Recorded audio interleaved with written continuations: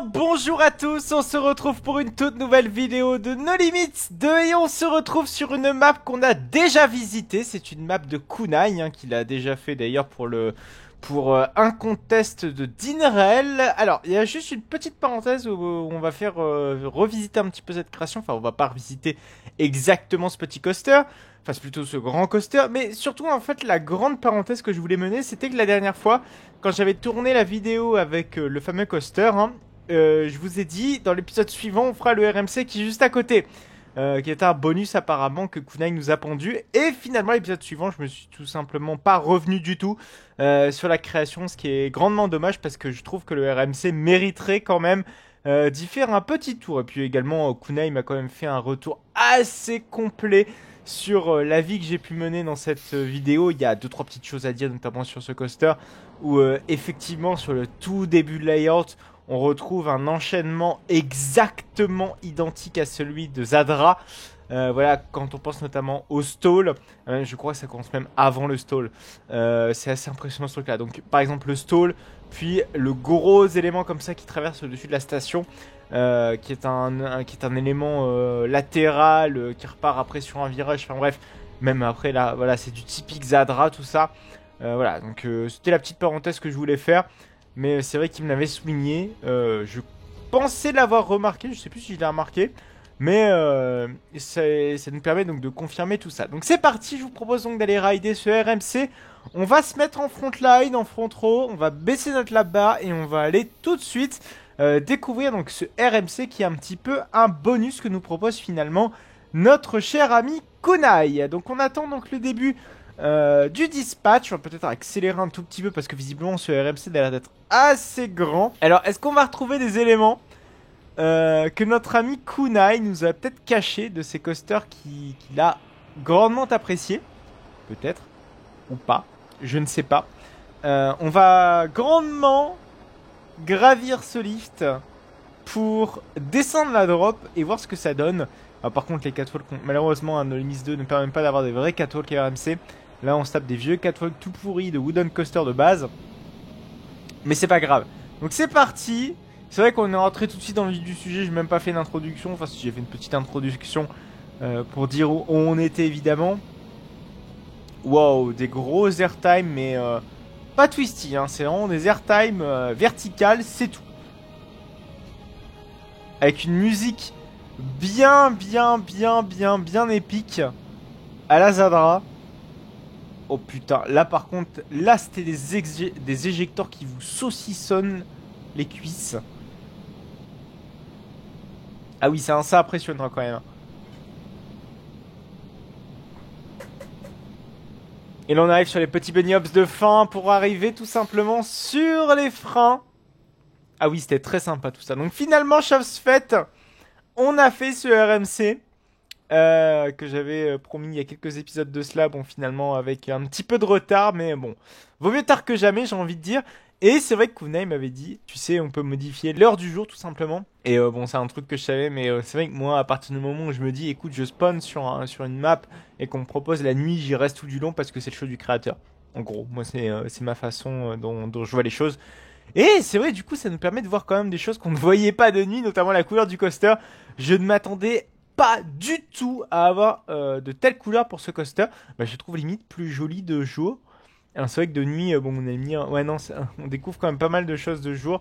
Notamment voilà cette fameuse station. Alors, pour la petite anecdote, cette station n'est pas une station de base de Limits 2 comme je l'avais dit la dernière fois, mais c'est en fait une station 100% personnalisée. Et là il y a de quoi râler très clairement. Parce qu'en fait, toute la structure là qui est juste ici, il a recréé des supports de coaster par rapport à des supports de coaster.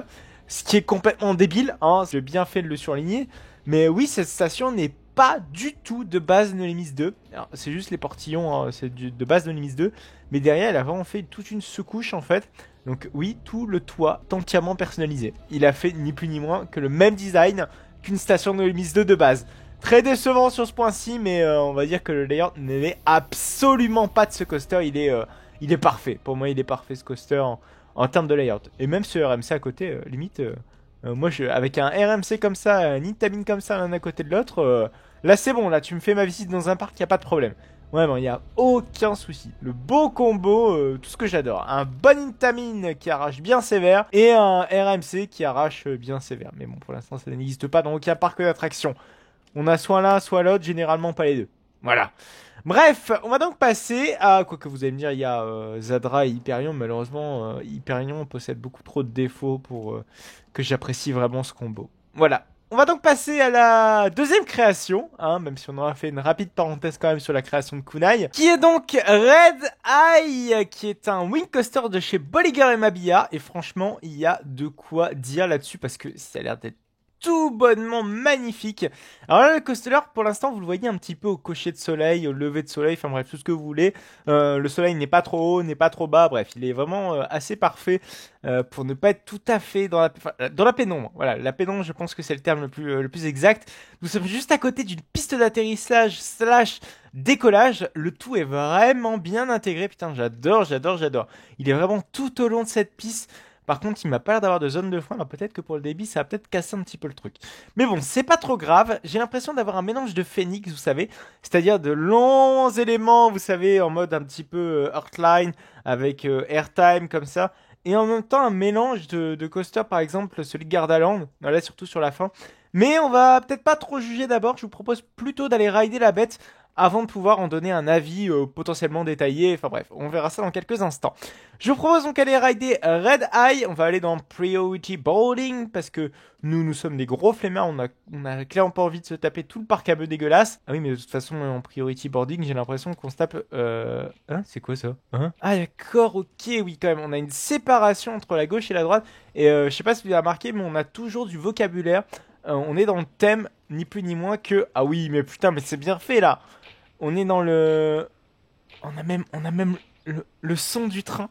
Le clac clac clac clac clac clac du train. Qui est typique de chez BM, en tout cas sur les Wing Coaster. Bah même chez les Invertines. Mais là, c'est bien le bruit d'un Wing Coaster B&M. Et là, on a même les petits portillons. On a les gates, évidemment, qui sont numérotés. Tout est vraiment bien fait dans les moindres détails. J'aime beaucoup. J'aime beaucoup tout ça. Donc on va aller rider ça dans quelques instants. Donc comme je disais, il n'y a pas l'air d'avoir de zone de frein, donc visiblement. Ça va être assez laborieux pour les opérations. Mais regardez, même les petites barrières, etc. Même la cabine opérateur, tout est bien fait. J'aime beaucoup les petites barrières, les petites passerelles. C'est vrai qu'on a toujours, évidemment, la cabine opérateur qui se situe voilà, tout en haut. Pour avoir une vue d'ensemble un petit peu sur la station. Même les portillons voilà, sont fonctionnels. C'est quand même relativement rare parce que là, c'est des portillons quasiment personnalisés.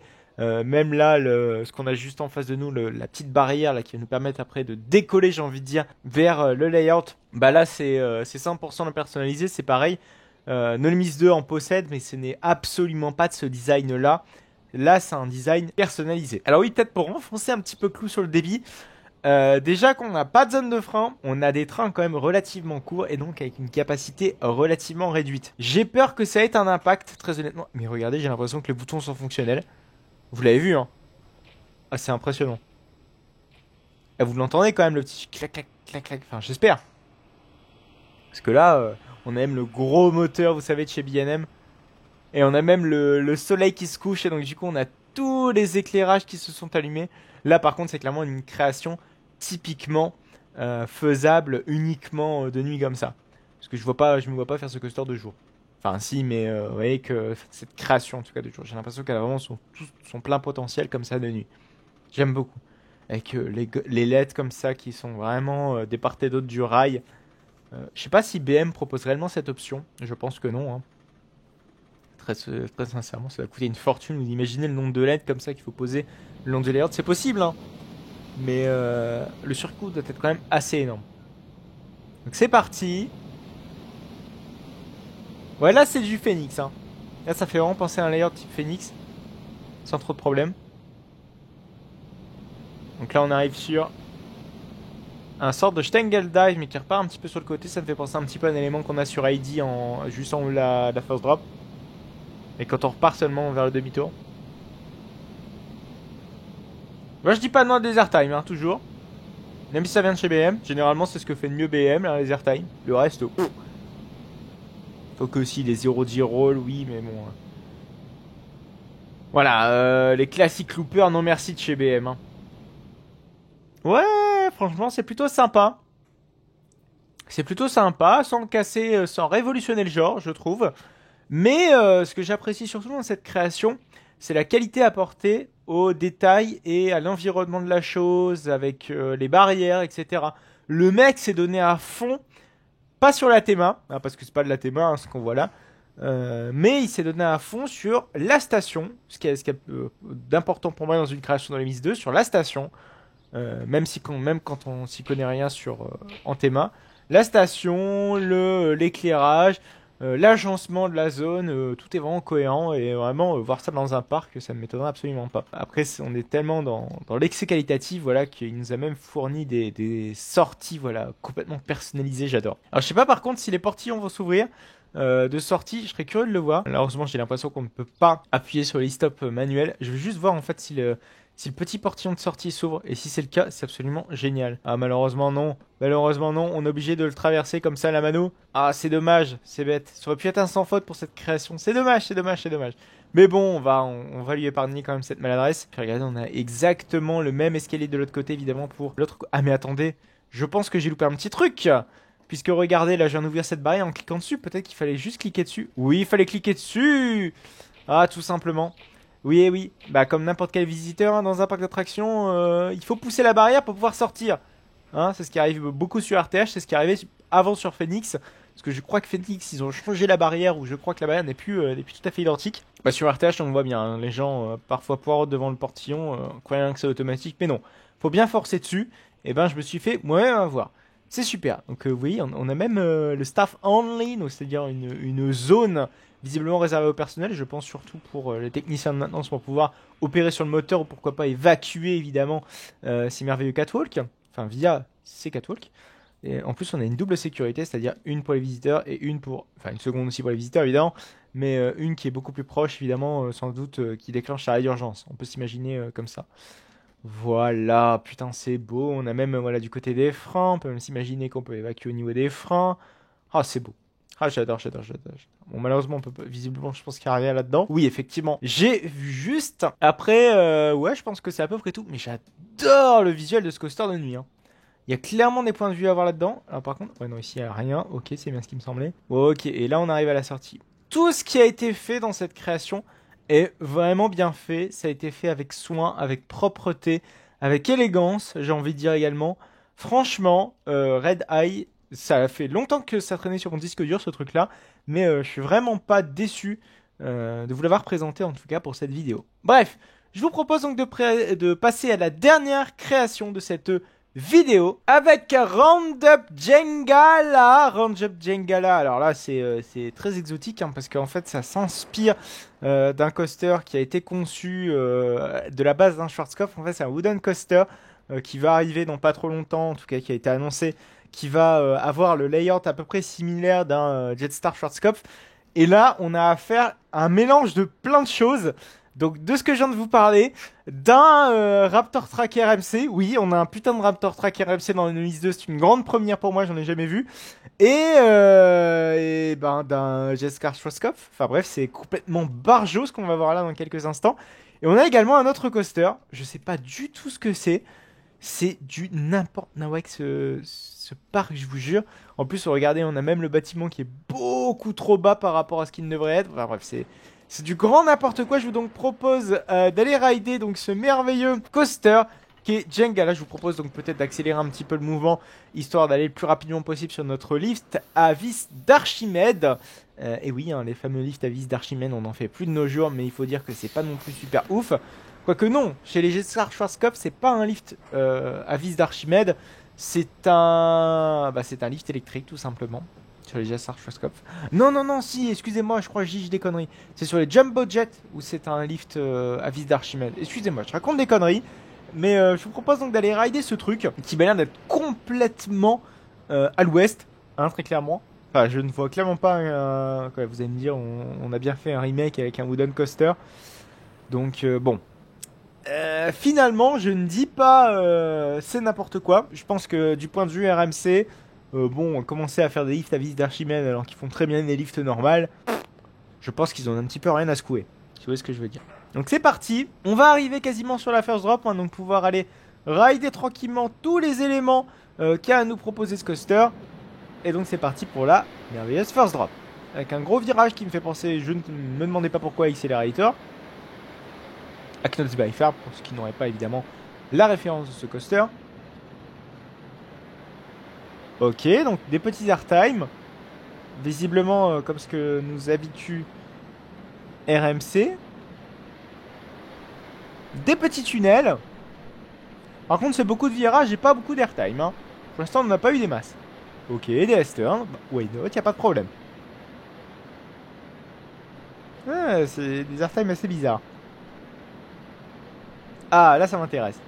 Par contre, pour pouvoir faire une spline comme ça, je sais pas comment il a fait le mec. Mais chapeau. Chapeau, chapeau, chapeau. Bon, déjà, on a, même si, bon, là, le coaster ne casse pas trop pattes à un canard en tant que tel sur les yachts. Putain, il a même fait le bogie correspondant. Non, attendez, non, oui, non. Non, non, c'est pas le bogie correspondant, c'est bien des trains Great Coaster International posés sur un track RMC. Mais faut quand même déjà le faire, parce que tous les supports ont dû être personnalisés, la spline a dû être fait personnalisée, donc vous voyez, il y a énormément de boulot pour arriver à ce résultat-là. Et ça c'est tout de même appréciable. Je vous propose quand même d'aller rider le deuxième coaster, qui je serais incapable de vous dire de quel type il s'agit, très honnêtement. Parce que bon, voilà, là on a une base d'un Schwarzkopf. Mais regardez, c'est du grand n'importe nawak ce truc. C'est du grand n'importe nawak puisque les supports sont carrément au-dessus de nous. Regardez, on se les prend dans la gueule. Je me demande si à la base ça devait pas être conçu comme étant un inverted coaster et finalement peut-être avec un bug du jeu ou je ne sais trop quoi. C'est parti en steak et donc du coup bah là on se retrouve avec un Schwarzkopf tout pourri. Ouais, peut-être que j'aurais dû peut-être télécharger un truc. Ce qui fait que du coup là tout est complètement buggé. Et j'irai peut-être voir de mon côté. Il y a de grandes chances quand même parce que ça ressemble fortement à un layout de Suspended Coaster. De chez Vekoma évidemment. Ah ouais. Hein. Non mais regardez, même le bâtiment est dimensionné. C'est quoi ce délire? Ah ouais non, le bâtiment est clairement dimensionné comme étant un inverti de chez Vekoma. Mais bref, c'est pas grave. Je vous propose de voir ça donc la fois prochaine. J'essaierai de voir ce qui va, ce qui ne va pas à propos de cette map. Et comme ça, si jamais vous souhaitez visiter cette création par exemple, vous serez donc alerté de ce délire. Et si c'est moi qui débloque ou si c'est la map ou bref. Je vais tout lire, tout faire ça bien correctement, j'ai envie de dire. Et on verra ça donc la fois prochaine. Si jamais vous souhaitez voir l'épisode de la semaine prochaine, n'hésitez donc surtout pas à vous abonner et évidemment à mettre la petite cloche si vous souhaitez être informé avec une petite notification. Également, si vous souhaitez me retrouver le mercredi sur du Sim Party Coup 2, vous pouvez également vous abonner. Vous pouvez également me retrouver sur Instagram, qui est mon réseau social principal hors dehors de YouTube. Ça vous permet évidemment de me suivre dans mes aventures dans les parcs d'attractions. Vous avez également des trips park-loading qui sont là très régulièrement, même si le rythme va un petit peu s'abaisser pour la période hivernale, mais il y a toujours la période du mois d'octobre qui est franchement très intéressante avec la période d'Halloween. Merci à vous de m'avoir suivi pour cette vidéo. Si jamais elle vous a plu, n'hésitez donc surtout pas à la liker, n'hésitez pas à commenter, à me dire votre avis sur les créations que vous avez vues dans cette vidéo. N'hésitez également surtout pas à aller me retrouver sur mes réseaux sociaux. Allez, à plus tard!